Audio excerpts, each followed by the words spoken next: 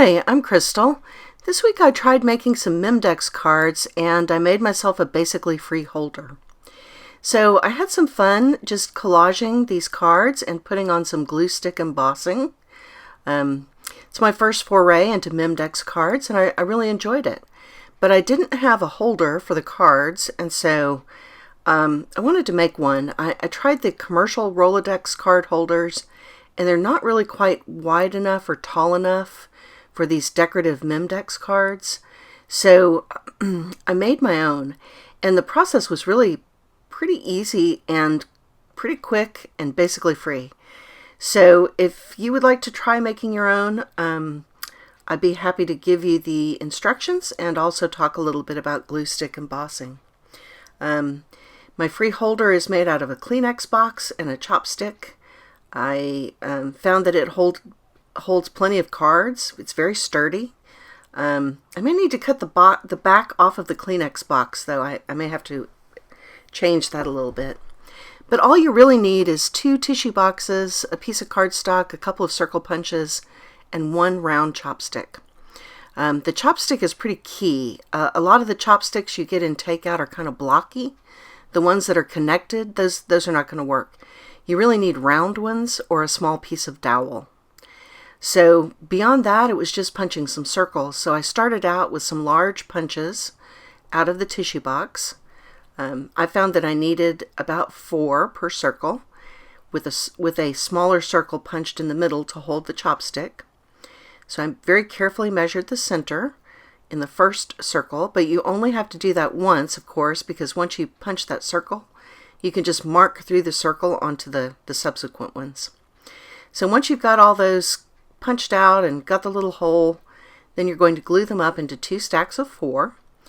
And of course, as you go along and glue these up, you want to make sure that the holes line up. If they don't line up, you're going to have a bad time. So as you go, keep putting the chopstick in there to make sure that they line up. Then you need some cardstock rings, and the trick to doing the rings is to cut the smaller circle first. Whether you're using a circle punch or nesting dies, cut that smaller circle first, and then it's very easy to use the larger punch or die to make that ring. So you want to test fit as you go along, because your cardstock or chipboard may be a little thicker or thinner than mine. So my count is for the particular weight that I was using. But once I got all my rings punched out, I just stacked those up. And I did have a card that I kind of test fitted as I went along to make sure I wasn't making this too thick. Too thin you can fix, but too thick it's hard to walk back. So once I've got those all stacked up, I'm going to glue the rings onto the chipboard circles. And that's going to make the really the key piece of this basically free Memdex holder. And once I've got the rings glued on, I'm going to put a paperweight on to make sure that they really glue nice and flat. I don't want these to be wavy at all.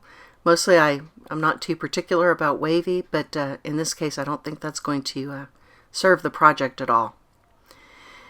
Then I'm going to go ahead and use the tissue box to make the base to hold my chopstick dowel. Now I didn't chop the ends off of my chopstick to make it the right width, but you can, if you've got heavy scissors, cut off the end of a chopstick pretty easily. So the tissue box, conveniently, is about 4.5 inches wide. The commercial Rolodex cards and the commercial holders are about 4 inches wide.